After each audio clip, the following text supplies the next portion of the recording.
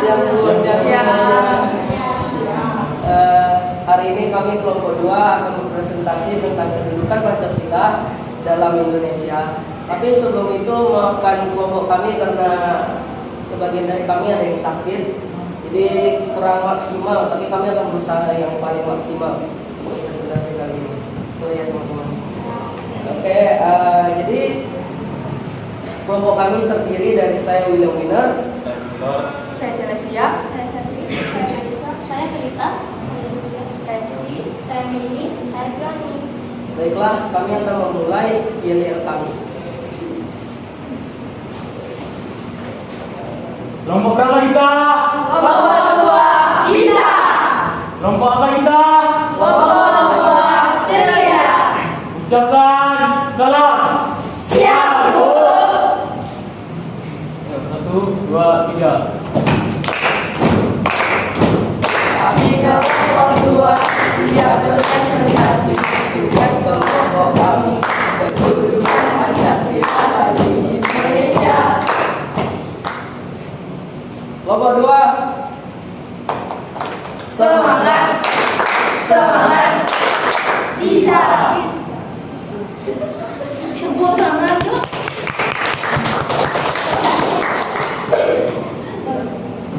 kami akan memulai presentasi kami.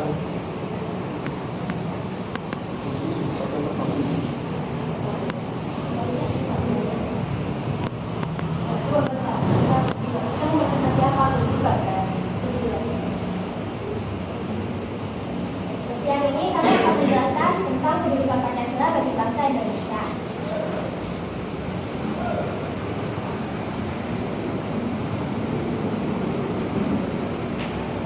Ada yang tahu apa itu kedudukan Pancasila menurut kalian? Ya? Oke. Yang pertama ada kedudukan Pancasila sebagai perjanjian untuk bangsa. Pancasila disebut sebagai perjanjian untuk bangsa karena digali dari sosial budaya bangsa Indonesia sendiri dan disepakati oleh seluruh rakyat sebagai milik bangsa yang harus diamalkan dan dilestarikan.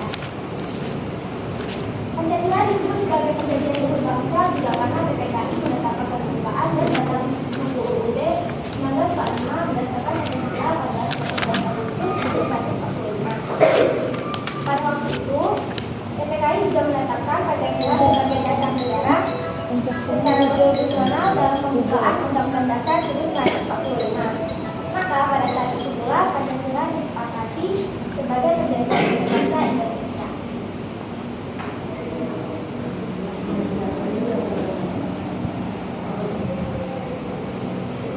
Selanjutnya sebagai pedoman hidup. Pancasila di mana dasar negara ini selalu digunakan sebagai fundament untuk mengatur pemerintah negara ataupun sebagai dasar untuk mengatur seluruh penyelenggara negara. Karakteristik Pancasila sebenarnya sudah ada dan dilakukan secara alami sejak era kerajaan Berjaya. Saat ini menjadi tanggung jawab kita untuk menerjemahkan Pancasila sebagai pedoman bangsa dan menjadikannya metode hidup di era modern. Yang sudah presentasi tidak sana yuk. Nah, jadi enggak kan? Menurut saya, kedudukan Pancasila di bangsa Indonesia adalah kedudukan bangsa. Kalau tadi di kelompok yang sama juga ada kedudukan bangsa, tapi nggak tahu ya ini maksud tujuannya sama atau enggak. Pancasila merupakan kepribadian bangsa Indonesia karena Pancasila merupakan ciri yang khas kepada bangsa Indonesia dan tidak dapat dipisahkan dari bangsa Indonesia. Jadi kayak udah. Terus dengan mempunyai 5 sila dengan nama masing-masing, maksudnya kita tahu bahwa dari sila 1 sampai 5. Tujuan yang akan dicapai oleh bangsa Indonesia yakni suatu masyarakat yang adil dan makmur berdasarkan Pancasila di dalam negara kesatuan Republik Indonesia yang merdeka, berdaulat, bersatu, dan berkedaulatan rakyat dalam suasana perhidupan dalam bangsa yang aman, tentram, tertib dan dinamis serta dalam lingkungan pergaulan dunia yang merdeka, tertib dan aman. Pandangan hidup bangsa. Pancasila sebagai pandangan hidup bangsa mengandung makna bahwa setiap aktivitas bangsa Indonesia harus sesuai dengan Pancasila. Karena di setiap perilaku yang kita buat, kita jangan lupa bahwa Pancasila sebagai pandangan hidup bangsa. Karena Pancasila sebagai pedoman di setiap hal yang kita lakukan. Jika setiap kita sebagai warga negara Indonesia juga harus mencerminkan nilai-nilai yang ada pada setiap bukti Pancasila.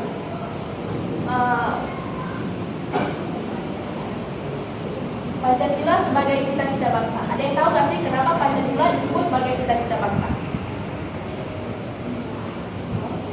Pancasila disebut sebagai cita-cita bangsa karena Pancasila memberikan arah dan tujuan hendak dibawa ke mana bangsa negara Indonesia.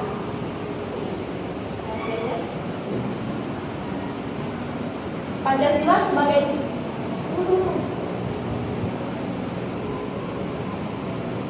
Pancasila sebagai cita-cita bangsa dan bertujuan bangsa bermakna bahwa kita perlu menjadikan Pancasila sebagai acuan dalam menggerakkan tujuan bangsa dan negara Indonesia. Untuk itu ada yang beberapa upaya yang dapat dilakukan dalam rangka mewujudkan cita-cita bangsa. Baiklah, selanjutnya adalah giliran saya. Saya akan presentasi tentang kedudukan Pancasila sebagai ideologi negara. Sebelumnya, ideologi itu apa? Ideologi itu merupakan sebuah teladan ataupun sebuah hal yang menuntun warga Indonesia untuk mencapai cita-cita. Dan sedikit penjelasan, ideologi itu ada dua, ada ideologi terbuka dan tertutup. Nah, kalau terbuka ini, kalian tahu negara yang tidak kaku, maksudnya itu dia mengikuti perkembangan zaman dan juga dia tidak kaku gitu loh. Contoh dari yang tertutup itu contohnya kayak Korut ya, Korut karena dia itu sangat kaku lah peraturannya, dikit-dikit nanti dihukum mati ataupun yang lain. Tapi kalau di Indonesia sampai saat ini kita bisa menggunakan HP, teknologi karena Indonesia menganut ideologi terbuka. Ya, di mana ideologi terbuka itu mengikuti perkembangan zaman, sehingga kita semua dapat menikmati semua fasilitas saat ini.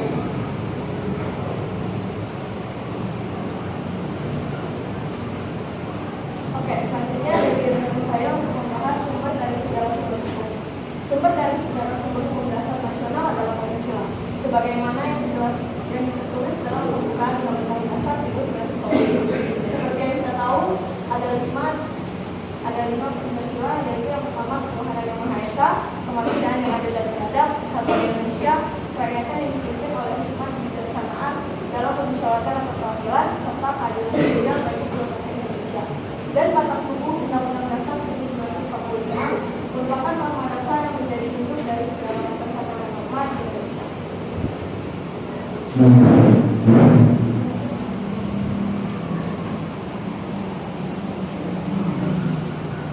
Maaf ya, ini juga salah.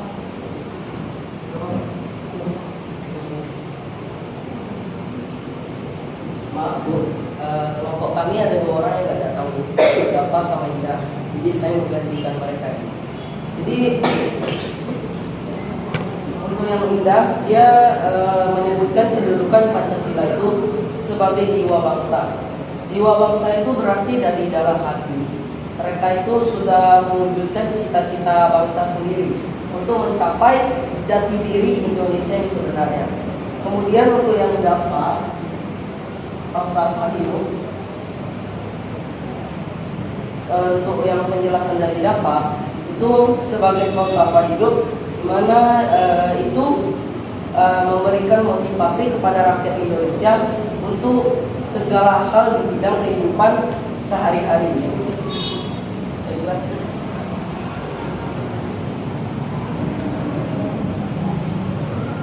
Selanjutnya saya menjelaskan paradigma pembangunan. Karena Pancasila sebagai paradigma pembangunan, ada Pancasila itu menjadi dasar dalam berbagai aspek pembangunan nasional. Nah, pembangunan nasional itu bukan ditunjukkan pada hanya pembangunan saja, tapi juga berpengaruh ke aspek sosial dan keseimbangan, keuangan budaya dan rohaninya. Sebagai paradigma pembangunan, Pancasila digunakan dalam berbagai aspek kehidupan. Nah, seperti ada di sini, Pancasila sebagai pembangunan bidang politik.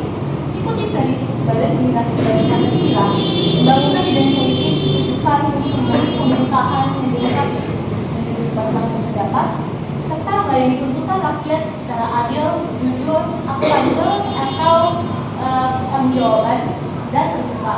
Dalam hal ini, Pancasila sebagai paradigma pembangunan berdasar moralitas politik negara berdasar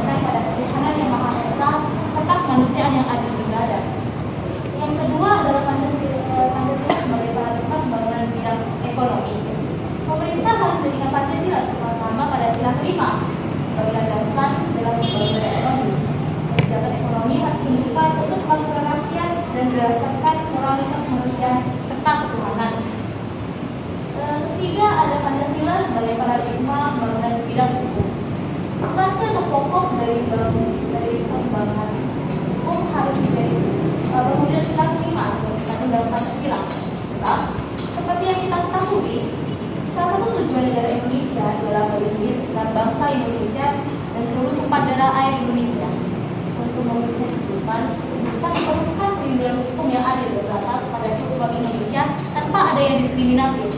Dan terakhir, Pancasila sebagai paradigma pembangunan sosial budaya. Ini berdasarkan Pancasila tidak, karena dengan banyaknya budaya-budaya Indonesia ya kan diperlukan suatu kesatuan. Pancasila yakni kesatuan Indonesia pembangunan diadakan dikembangkan atas dasar penghargaan keberagaman budaya yang nusantara. Hendaknya dalam sosial budaya harus mampu meningkatkan harta serta martabat manusia, yakni manusia yang serta beradab. Oke, selanjutnya menurut saya kedudukan Pancasila di Indonesia itu sebagai dasar negara. Sebagai dasar negara, Pancasila sebagai dasar negara yaitu sebagai sistem nilai dan pandangan hidup bagi seluruh masyarakat. Pancasila juga mengajak seluruh masyarakat untuk berpegang teguh pada nilai tersebut. Kira-kira gimana sih kalau Indonesia itu gak punya dasar negara? Hancur. Nah, benar. Hancur, pasti semuanya dilakuin suka-suka kita gitu ya kan. Tapi karena adanya Pancasila yang mengikat seluruh masyarakat. Nah, jadi contohnya kita di sini. Kita di sini tuh beda-beda kan sukunya. Nah, tapi kita terikat oleh Pancasila, makanya tadi itu kita bersatu di kelas ini gitu. Terus Pancasila juga tidak mengikat masyarakat biasa aja, tapi Pancasila juga mengikat pemerintahan. Pancasila berfungsi sebagai landasan negara, sebagai petunjuk dan arah bagi pemerintah untuk menjalankan tugas pemerintahnya. Terakhir, saya akan menjelaskan Pancasila sebagai pokok pikiran. Pancasila sebagai pokok pikiran berarti pokok-pokok pikiran yang termuat dalam Pancasila Republik 1945 memuat nilai-nilai pokok kehidupan bangsa dan bernegara dalam rangka mencapai tujuan bangsa Indonesia. Dapat dikatakan bahwa pokok-pokok pikiran yang terdapat dalam pembukaan Republik 1945 adalah garis besar yang terkandung dalam Pancasila. Karena Republik 1945 merupakan pokok-pokok nilai Pancasila yang disusun dalam pasal-pasal. Baiklah, sekian presentasi dari kelompok kami. Akhir kata kami ucapkan terima kasih.